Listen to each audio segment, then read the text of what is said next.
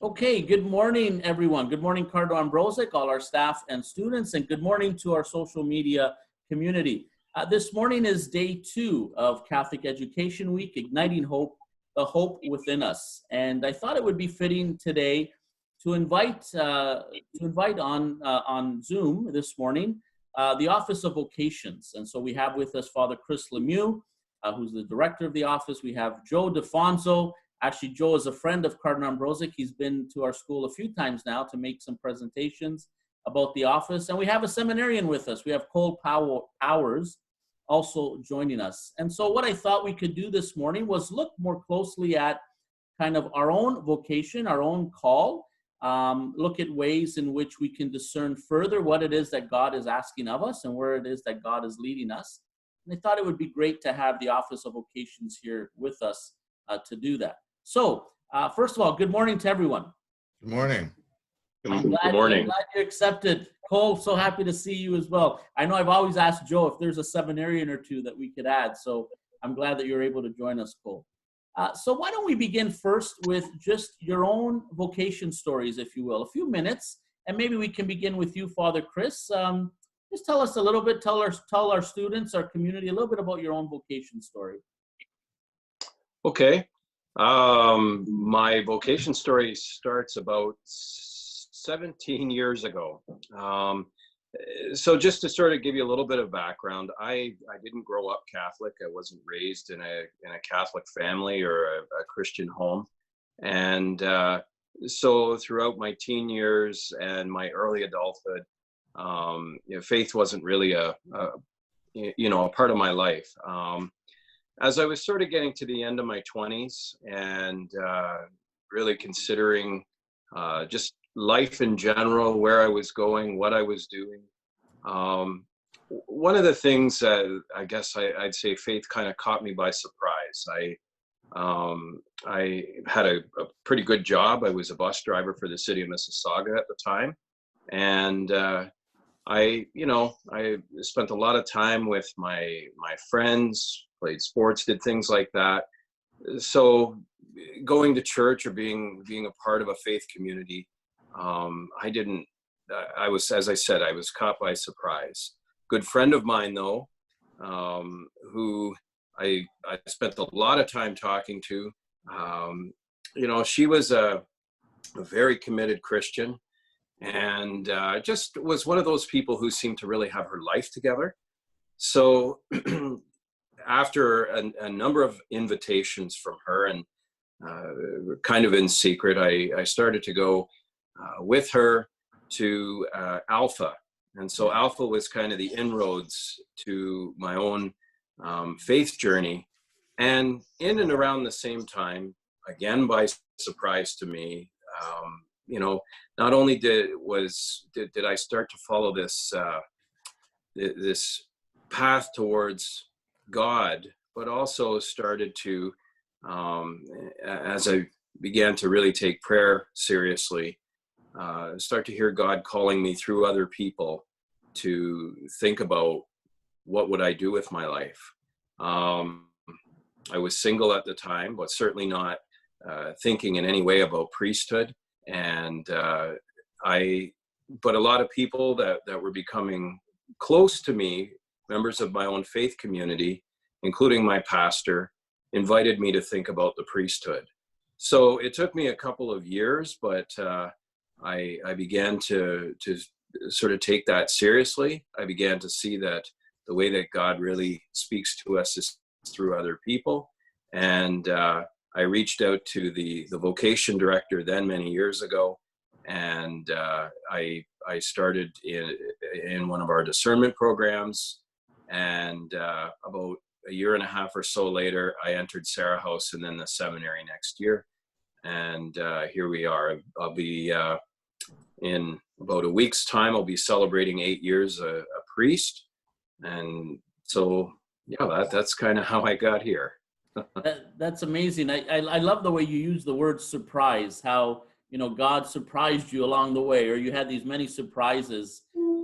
Because sometimes even, I know as young people, we feel like this call has to appear, like somehow this voice, kind of out of the clouds comes out and tells us what to do. But I love the way you shared surprises, because we always remind our young people that, vocation too is doesn't just happen once and that's it, that God is constantly calling us to respond and constantly leading us, to a certain path. So Absolutely. thank you, Father. That was really nice. Yeah. I really appreciated that surprise. Thank you.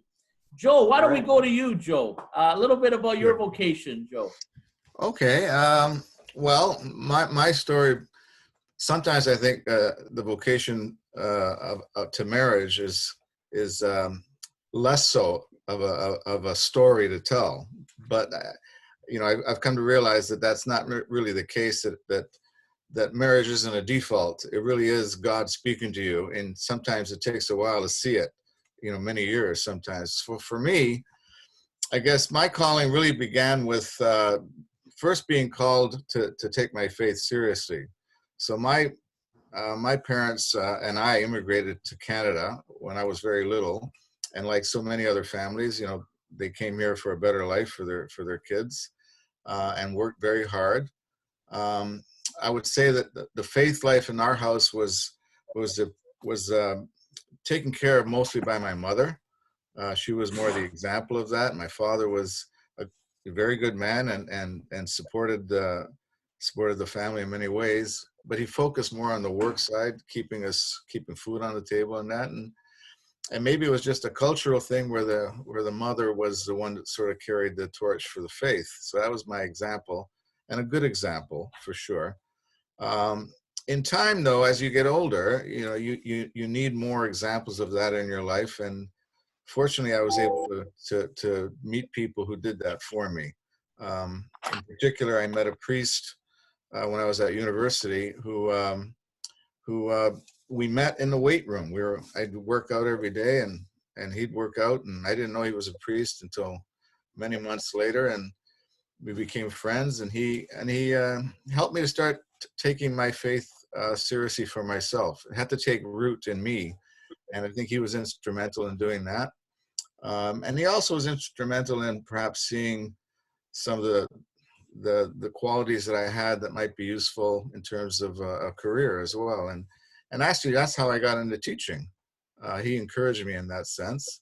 And so I became a teacher, and I taught in the Catholic school. And as one of the requirements, teaching grades 7 and 8, you had to teach religion. So that forced me as well to really take my faith more seriously. You can't teach something that you don't really own and believe in. So that was wonderful.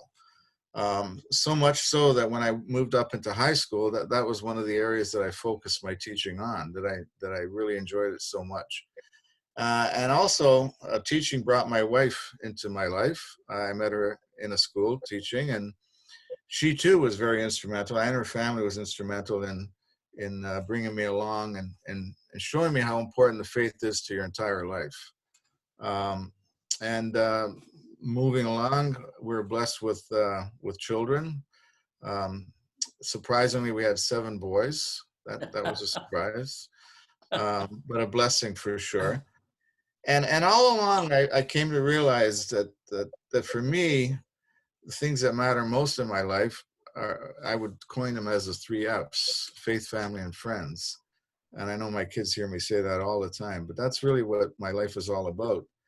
And faith is first. And I realized, looking back, had I not first taken the call to take my life as a Christian seriously, I wouldn't have, perhaps understood that you gotta grow in holiness first before you can, discern any vocation. The vocation, the state of life vocation, is really where you live out that holiness, but you have to take that call to holiness first as very, very serious, because that really forms the foundation of whatever it is you're going to do, and like whatever it is God's calling you to, whether it's marriage or priesthood or the single life. If you're not living a serious life of holiness, the rest won't matter. And then it's funny how God puts people in your life. The last part of my life has been called to work in the Office of Vocation through another priest who invited me to work in the office after I retired from teaching, and this has been a great blessing as well for me. so God's been very good to me in bringing me along little by little, in showing me, how to live my life, and hopefully I've been able to help others as well to some degree. So Yeah, that's my story. thank you, Joe. And you highlight all throughout your story how people have played a big role in that, right? These people that have kind of Mm, directed you and led you and told you a bit about who you were, right? Because sometimes we need to be yeah. told, right? These are your gifts, or I see this in you, and have you thought about doing this? So thank you for Yes. mentioning that, because it's always so important with our young people that they look up to, if you will, role models or people that can help them, direct them accordingly. And I love your call to Hmm. holiness, how you described that one must first kind of become more holy in that sense, be more open to a call to holiness before, discernment, Yeah. moving forward. Thank you. Hey, Cole, Hmm. why don't we go to you next? And I'll tell you what, Cole, we missed out on the Ordinandi dinner this year. And I'll be honest with you, when those students see all those young priests up front, they love it. Hey, it's so fascinating to them. So I'm so glad that you're here, young seminarian. Why don't you tell us a little bit about how you got to where you are now, your vocation story, if you will? Sure. Well, I grew up not so far from where I am now, which is kind of Midtown Toronto. And I too grew up in a family that did not practice the faith, not a Christian household.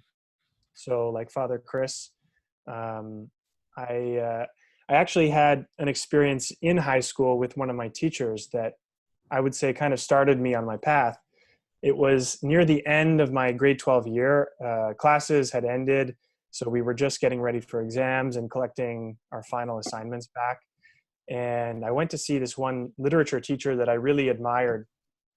And I got my final paper back from her. And she said to me, Cole, I don't think that in the 4 years that you've been here in high school, you've ever really put your heart into anything that you've done. And I was like pierced really to the core, kind of transfixed there in my seat, because I realized it was right, that it was true what she was saying, but I didn't know any way out. And that was really the start for me of a journey of seeking to understand myself and the meaning of my life, and what I would do with it as well. Because if I hadn't put myself into anything in the entire time that I was in high school, how could I know really what I was made for? It's the way I think of it is like these people who say that they suck at math, but they've never actually given it an honest That's right. an honest shot. How do you know whether you'd be bad at it? Right. So because if you never invest yourself, if you never commit yourself, put yourself into something, you can never know if it'll be for you. So there's a kind of a risk involved there of really going out of yourself. But I had never taken that risk in high school. I just hung around the weight room and played rugby. So Hmm. anyway, when I got to university, I was kind of I thought I might study history, but I was really fascinated by philosophy. So I started studying philosophy, thinking that this could contain an answer that I was looking for. And actually, things got kind of worse, because the more I read about, the more I studied, the more confused I was. Every philosopher has a different perception, has a different idea of where happiness can be found, of what the meaning of life is. And the more that I drank in, the more I just became upset. I mean, how could all of these brilliant guys be saying completely different things about something which should be obvious? Like it should be obvious what the meaning of life is. It's literally the most important thing to know, and yet it seems like it's the most confusing one too. So a couple of years after starting university, in a strange kind of fortuitous way, I met a group of people who were actually at the Newman Center of McGill. And the Newman Center, for those who don't know, is the Catholic chaplaincy of the universities. So it's like a house, really. It's literally a house where Catholic students on campus can hang out, share their faith, attend mass, and I think that they had a residential quarter there too. And I wasn't interested in learning about faith, but I was really fascinated by the friendship that these guys had amongst each other and that they extended to me as well. So the thing that really kind of helped solidify this for me was when they invited me to go they called it like a study weekend. So there's a monastery north of Montreal, and we would go there. There's no cell phone reception, there's no Wi-Fi, so you bring your homework and you hunker down for the weekend, and we'd cook for each other. It was a really fun time. And I wasn't really sure whether I wanted to go because I had never seen or really met a nun in my life before, and I thought that they would be kind of creepy or weird.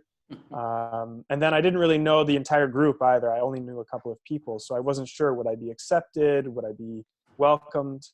And what I encountered on that weekend was that this small community of people welcomed me as if I had always belonged, as if I was a brother that had finally just come home. And they expressed a love and a generosity for me that was more than anything I had ever met before. So it really blew me away, because I thought, these people don't even know who I am or what I've done. So how can they love me like this? And then the next thing that happened was that some of the sisters came to visit and kind of welcome us. And they were cloistered Carthusian sisters, which means that they spend 6.5 days out of the week in total isolation and silence and prayer. So it's a really kind of harsh life. They only eat once a day. I mean, they wake up in the middle of the night to go pray for a few hours. I thought, having known what it was like to be alone in the winter in Montreal, because I stayed alone in an apartment my first year, I thought, no, these people, these nuns are crazy. This is impossible. And when they came to meet us, I saw two of the happiest women that I have ever met in my life. And that was such a challenge to my own conception of things, my own way of seeing the world, that it really shook me out of what I thought I knew.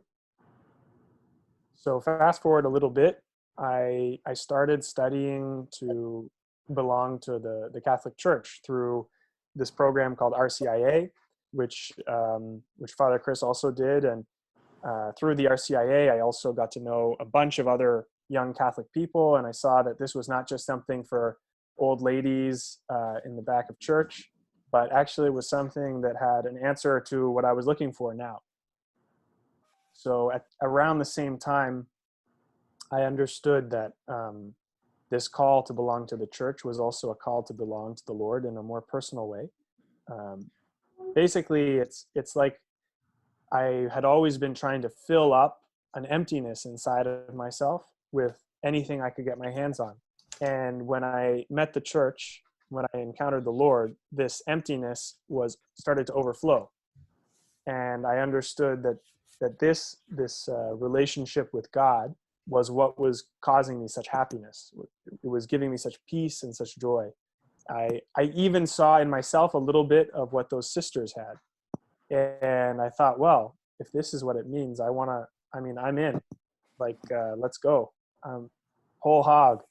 So I spent a couple of years discerning what the path might be for myself. So I thought about consecrated lay life. I thought about an order of missionary priests. But I moved back to Toronto for a master's degree in philosophy. And I thought, well, I was kind of browsing the website of the diocese, and I was intrigued by some of the discernment programs that they had on offer. So I decided to check it out. And that's actually how I met Father Chris. And I started following the associates program with him. And my mind was kind of made up after I made a retreat at the seminary called the Come and See Weekend. So one night praying in the chapel, I thought about all of the obstacles, all of the objections that I could possibly have to such a vocation. And they were many. So not just that I'm unworthy, but how am I going to do this? This is impossible. Even if I were worthy, I wouldn't be able. And so on and so forth. Also, the objections of my parents, which would have been, very, very, very strong. And I just felt in myself a deep certainty, a peace, and a calm,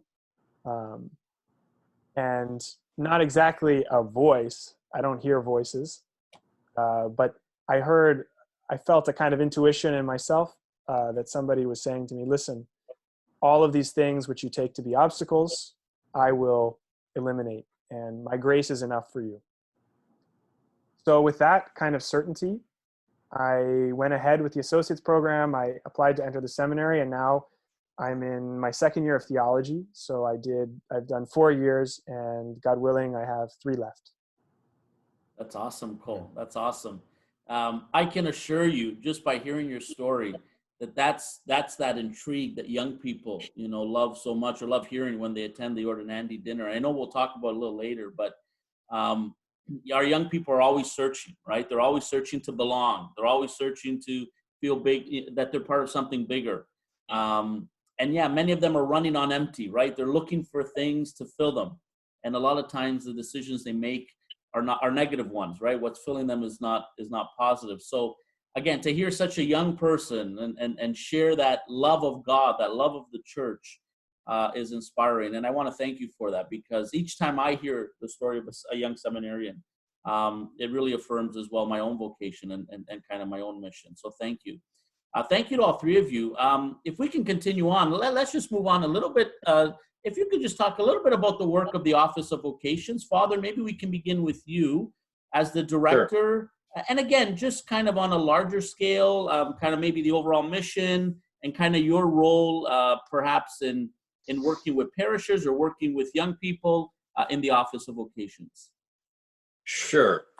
Okay. Well, I guess just to start by saying that as the Director of Vocations, I'm appointed by our Archbishop, the Archbishop of Toronto, Cardinal Collins. And the mission, or what we do at the office, is to help all people in our Archdiocese to see and to figure out what God might be calling them to do in their life. As Joe said, also, to help all of those people that we work with grow in holiness, because holiness is the foundation of whatever vocation we're going to have, be it priesthood, religious or consecrated life, or marriage, whatever it's going to be, starts with holiness. When I was thinking about the priesthood, and as I mentioned, I reached out to the vocation director at that time.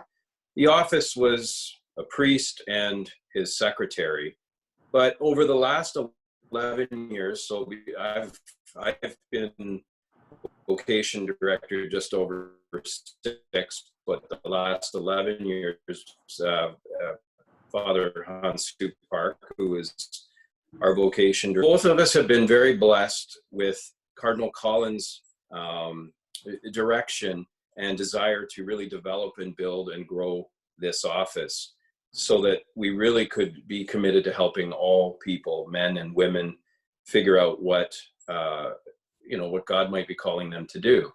So with an expanded office, and I mean, this Archdiocese is very big. We have 3 full-time staff members. We have 10 priests who serve as vocation assistants and help me out, as well as all of our seminarians who really help out in a big way to reach out and to do all they can. Of course, there are, as you know, Angela, they're very busy with their studies and things like that. So we don't get them out very often during the school year. But our office as well, every summer has a seminarian working with us, and we have Cole this summer, who came in a very different way. I mean, I'm in the office at the moment, but our office is closed like so many other places. So we're all working from home. But the work of our office is to really lay those foundations and help out. It's been a great blessing to have Joe with both his skills that he has in the office, but as well, a teaching background, to be able to go out to the high schools. I certainly have always looked forward to going out to schools to celebrate masses and things, but it's been very difficult, and sort of leads me to what my role is in this office. Besides being part of the team, working directly with the men who we have entering seminary for formation. So men like Cole, working with these other priests that I mentioned in running various discernment programs. But then as the men are looking to enter seminary, have become more serious in their discernment and are considering that, to really work closely with them in helping them to take that next step in their vocation. Perfect. Thank you, Father Chris. Joe, let's move on to you. So what's your official title? Program court? Like I'm trying to think of what's Joe's official title at the office, but maybe you could just tell us what you do there. Well, if I read the sign above my parking spot, it says Vocations Program Coordinator. Okay, Yeah. cool. All right, good. That's Good. pretty much what it sounds like. I try to coordinate all the different programs and some of the events that the office puts on. And in particular, there's one program that I got involved in very early on when I was brought into the office. And that's a program that maybe the kids are familiar with. Maybe they participated in it. It's called Totus Tuus. Totus Tuus translates totally yours, to God through Mary. And so this program basically it's a summer camp for kids that can participate in it from grade 1 all the way up to grade 12. We have different levels in it. So you learn about your faith in a fun atmosphere, but it's also a vocational program. And the way it is that the people that we hire, the young students that we hire as missionaries per se, they run the program, but they're transformed. That's the best way I can describe it. The way they come into the program is very different than the way they come out. And really it comes down to two things. They've given their life in service for that summer, serving God, and God has revealed things to them that otherwise they wouldn't have learned about themselves. And sometimes the things that they learned are very transforming. Sometimes the young people will change the direction of their course of studies and pursue other things like teaching, like becoming chaplains like yourself. Sometimes it'll even be more drastic than that. They'll decide that they're called to religious life of some fashion. So it's really been fantastic over the last 10 years to see that. And also to see the great good that they're doing for young kids who are participating in the program throughout the summer. So that's one of the programs I'm involved in. There's been retreats that we put on, kind of discernment retreats at various levels. We've done it for high school kids. We've done it for older adults. There's a program called Made for Greatness that we're operating in certain parishes and also in a couple of schools. It's really what it sounds like for young people and older people to realize that God calls us to something much greater than we realize, and sometimes we don't understand that God is calling us to greatness, to not being mediocre, but to greatness, to really become, to use Matthew Kelly's phrase, the best version of ourselves, right? And that's kind of the theme too of what happens when I go into schools and do vocations presentations to high schools, and I really love doing that. I've been to your school a couple of times. I love meeting the kids, and really I would say that the presentation is, I can sum it up this way: it's really trying to instill certain facts of life, different facts of life that I would say. First of all, that kids should realize they're infinitely loved by God. Secondly, that God has a special purpose and a plan for each one of them individually. Thirdly, the happiest they'll ever be is when they discover what God's plan is for their lives. And finally, for them to realize that it really is possible to know God's plan. Okay? So if they can come away from the presentation understanding that, they're going to be much richer for it. And so that's what the presentation is all about. And we talk about, what vocations means and various vocations. But what I also look at is what's common to all the vocations, be it marriage, priesthood or religious life, or even, consecrated single life, that they have some things in common. And that is that each of them involves service, a sacrifice for God in some capacity. And from that, ironically, is where you're going to find your greatest joy in life. I know, and I always tell the kids, it seems odd, sacrifice and joy, how can they go together? But in fact, they do. When you give your life away is when you really find it. And kids, I know, are so preoccupied, especially in grade 12, with worrying about, studies and getting into universities and figure out what career do I want to go into, and it can be very stressful. But ultimately, what they have to do is trust that God has it all worked out for them. To not worry about, having your whole life fully understood at that moment in time. That it'll be revealed to you a little bit at a time, and just to trust, God will walk with them, Christ will walk with them, and they just need to trust in God in that sense, and they'll be fine. So that's a little bit of what my work is all about. Very well said. And I could certainly be testimony to those visits and those presentations. And many of our students have appreciated that. Many of our staff who have been very happy with the presentations, listening in. So yeah, thank you for that, Joe. Thank you for your continued work. So Cole, I'm going to ask you a little bit of a different question.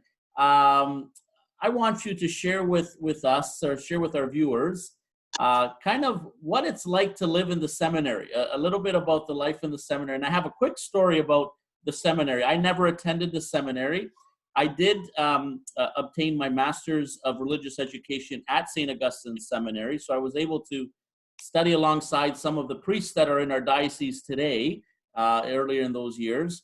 And I remember I was invited one evening to, at the time it was a Friday night social. We had evening prayer, and then we had dinner, and then we had a social, and it was downstairs in a little hall area.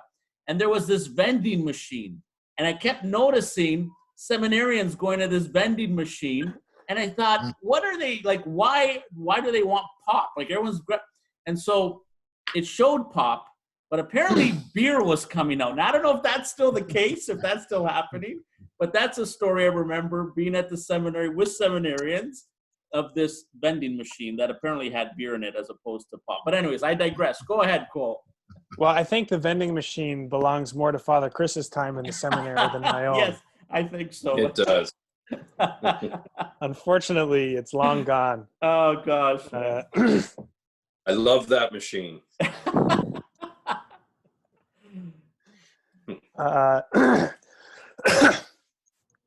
No, so the question is about kind of like a typical day in the life? Right, yeah, in the seminary, sure.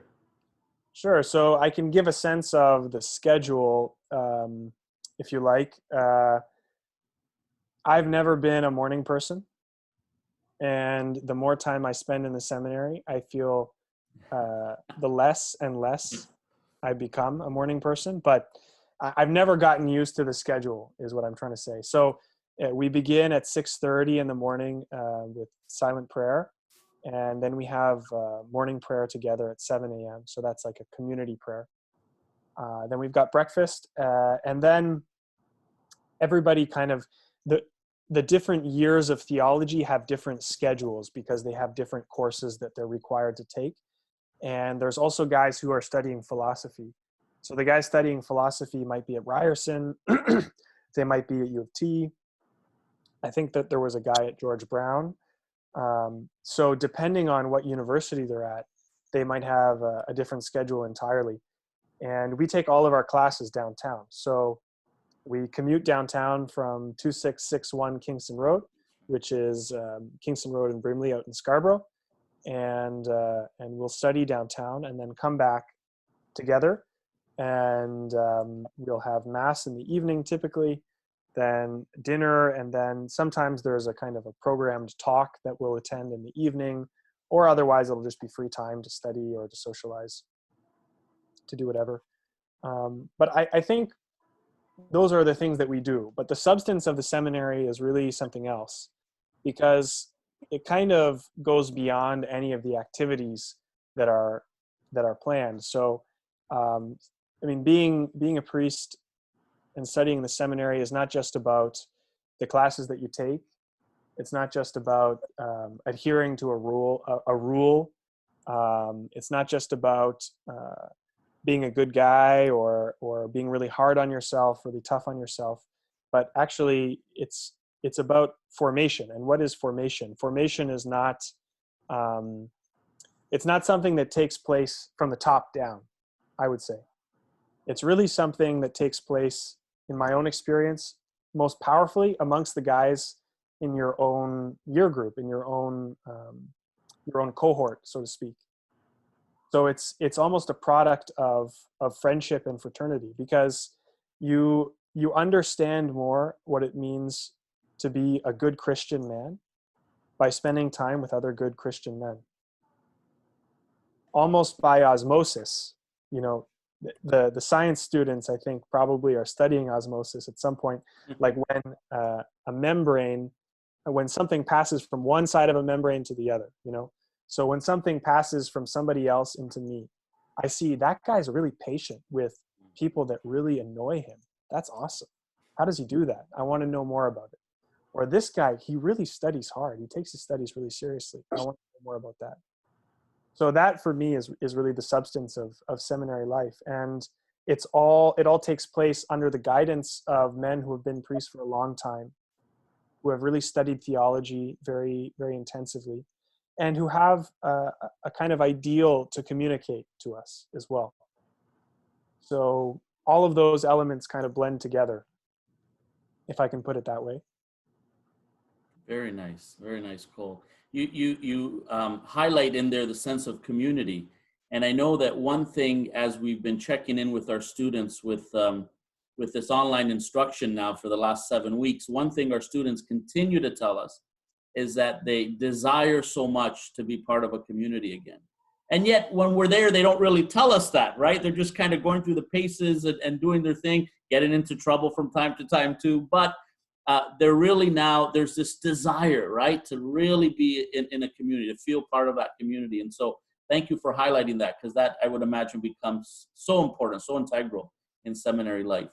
That's great. So what I'd like to do now, just to almost wrap up, is first, if we could maybe talk a little bit about the Ordinandi dinner, the annual Ordinandi dinner, maybe a highlight or two of that, why it's so important to celebrate the priesthood, to celebrate the vocations of the priesthood in that dinner. And then maybe we could end with each of you, maybe if there's a message you'd like to tell our young people during Catholic Education Week, or just maybe an experience, your own experience, perhaps of a teacher, maybe who had an impact in your life, a positive impact in your life, or just anything that you'd like to give as a message of hope to our young people. But why don't we begin first? And I'm not sure, Father, if I could have you speak to the Ordinandi dinner and why it's so important, and some of the highlights of that. Sure.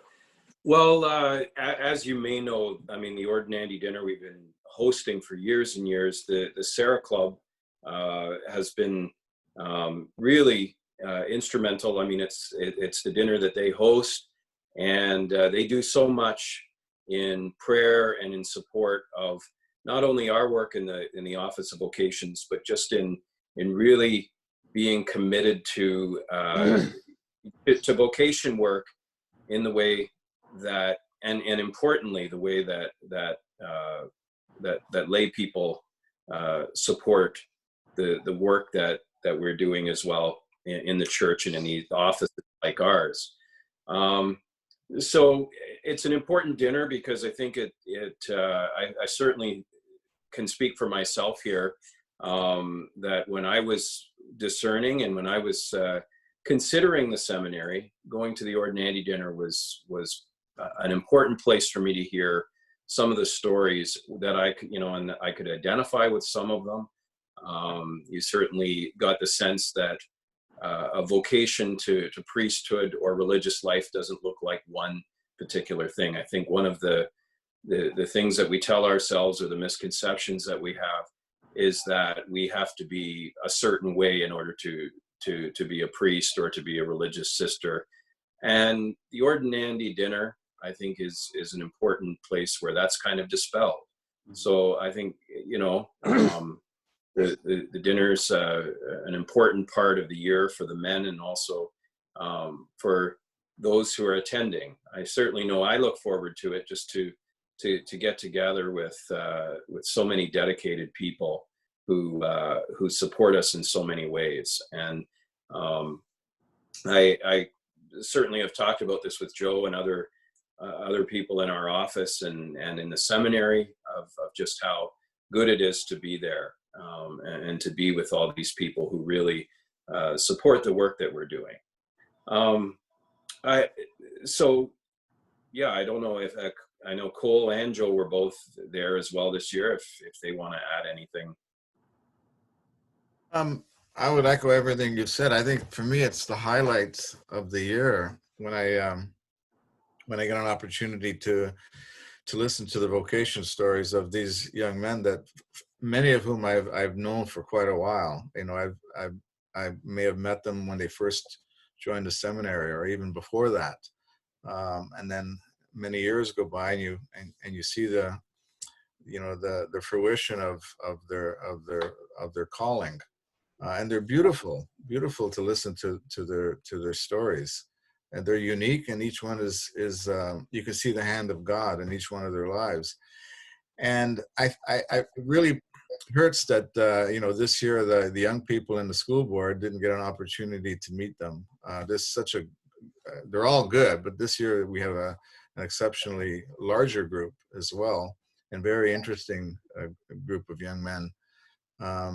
And if they could hear their story, I think they would be inspired as well by who they are and what they've become, through God's crafting. So I miss that very, very much. But hopefully it'll come back next year, and we'll be back to the way things were. And I really appreciate the work of each school board in taking on the task of organizing that whole lunch an event for the high school kids. They really do a great job. It's really a highlight for me each year. Cole, did you want to add at all to that, or to your experience of that dinner? Yeah, I don't like the Ordinandy dinner very much, because we have to drive all the way from Scarborough. To get into the parking lot is a mess. To get out is even worse. And I don't like big events. But I have to say that I am always surprised by the stories of the Ordinandy when they're up there. I mean, these are guys that you've lived with for a couple of years already, and you think you know them. And every single time I've been completely blown away by the stories, especially from the guys that you wouldn't expect, the quiet guys, the ones who aren't the first to speak up, and they tell you something that just makes you go, wow, that's unbelievable. So it's always worth it. Cool. Yeah. And I know our young people love it. They love the stories the most. That, I'll be honest. They always look forward to that. And also to their picture with the Cardinal. Usually at the end of the dinner or of the luncheon, the Cardinal's out front and everyone wants a picture with the Cardinal, right? So it's that's always a highlight for the kids too, that they can say they had a picture taken with Cardinal Collins. So to sum up then, and to conclude, maybe we can just, again, we'll start with Father Chris. Father, anything in particular you wish to share with our young people? Any message of hope during Catholic Education Week? Any final thoughts? Sure.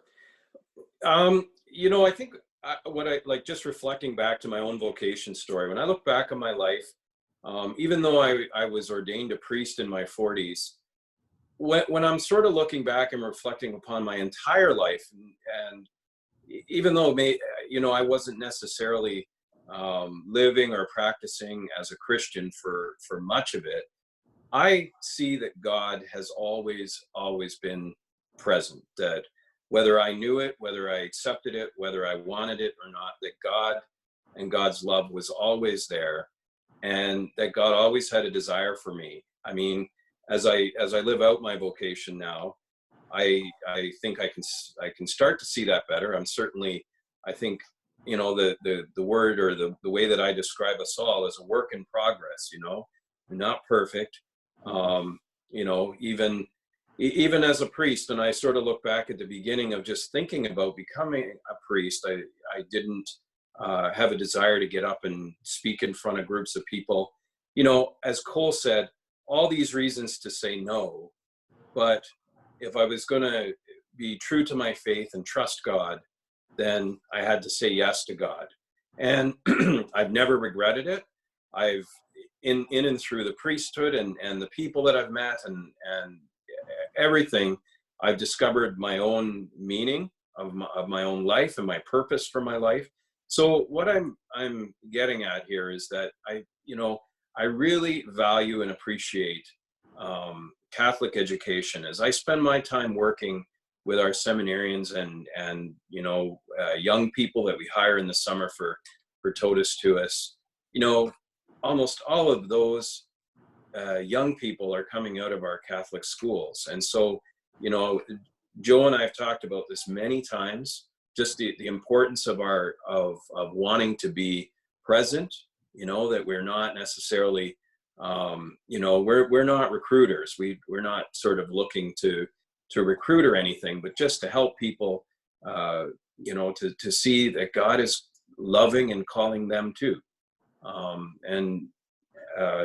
Angelo, you do that so well with your students that I think, Catholic Education Week and celebrating our Catholic faith and just being able to receive an education to know God is so very important. So keep up the great work.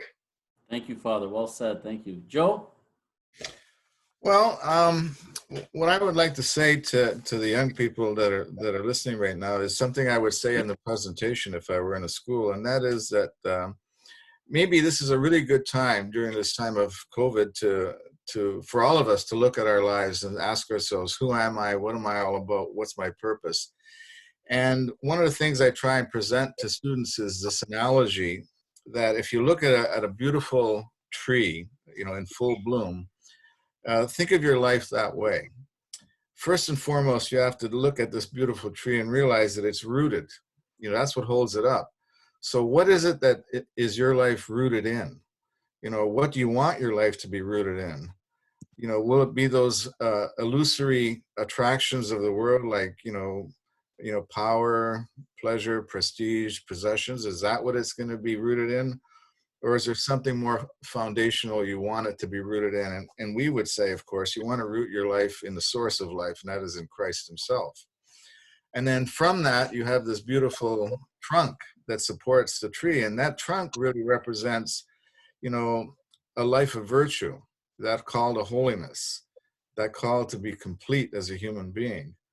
And if you root your life in Christ and grow in holiness, live in virtue, from that will come whatever God is calling you to, whether it's, marriage or the priesthood or religious life or the single life.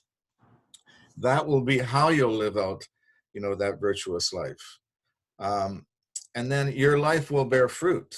Your life will bear fruit because it's rooted in life and love and in goodness. And that's what you want your life to be. The other stuff in life is all secondary. It's all secondary. That's really what matters, and that's where your happiness will be. So, try and see your life that way, and as much as possible, reflect on the deeper meaning of it. And I think you'll be well served if you can do that. Thank you, Joe. And we'll be sure to have you attend Cardinal Ambrosic once we're back, hopefully, once we're all back in our schools. Cole, we'll give you the last word. What would you like to say? Any message, any concluding thoughts? Yeah, I went to public school, so I never went to a Catholic school. But one thing that I understood is that Catholic education means truly universal. Catholic means universal. So it means open to everything. There's nothing that we need to be afraid of learning, afraid of dialoguing with. So there's nothing in the world which is capable of bringing us down in that sense. So the first thing I would want to communicate is that this stance of openness and readiness to dialogue with even things that might seem frightening is a hallmark of Catholic education, and it's something that I would encourage all of the students in their own journeys of faith to be open to. And then the second thing is that I think sometimes when we talk about vocation, we can inadvertently give a sense to young people that if they miss the call, like if God's calling and you don't pick up the phone, you've missed your chance. It's over. And that is so far from the truth, because vocation is not like, to go back to my own story, it's not like I was in the chapel, and if I wasn't in the chapel, God wasn't going to talk to me. So I would have missed my chance. But vocation is the stuff of life, of everyday life. God is always calling us. He is always on the line. And we are always in a position to pick up and to respond and to listen. So there is nothing that we can do that could possibly make God hang up. So just a message of hope to all of us. It doesn't matter what you've done. It doesn't matter what you will do. It doesn't matter what you're doing now. Vocation is something which is constantly being offered to us. All we need to do is pick up the phone and respond. And God is patient enough to wait our whole lives long for us to do that. That's perfect. And how fitting too, being the month of May, being last Friday as we were consecrated also, Mother Mary, the mother of our church, where we always remind our young people that Mary's yes, when Mary answered yes to the angel or to God, that Mary's yes changed the world forever, and that our young people can also change the world by their yes. So, well said. Listen, this was awesome. It's almost been an hour. I could easily stay on even longer, but we'll end there. I just wanted to thank you, Father Chris. I want to thank you, Joe. Paul, it was great. Really, it was awesome spending this hour with you. Thank you so much. I will be posting this online to our staff and students first later this morning. And then this afternoon, it will be posted on our social media platform. So on our Twitter, Instagram, and YouTube accounts. I will be sure to get you the link for those. So if you want to look back and kind of, see the interview, how it went. And certainly at Cardinal Ambrosic, we're always, our doors are always open once we are back. Joe, of course, we'd love to get you in again for any presentations. But if a seminarian can join us, Father Chris, maybe we'll have you out for a mass as well at some point. You're welcome at Cardinal Ambrosic, and we would love to have you there. And thank you so much again for spending the hour with me today. Thank you. All right. Thanks, guys. Thank you so much. Have a great day. Okay? You. All right. God Bye-bye. Bye now. Bye-bye.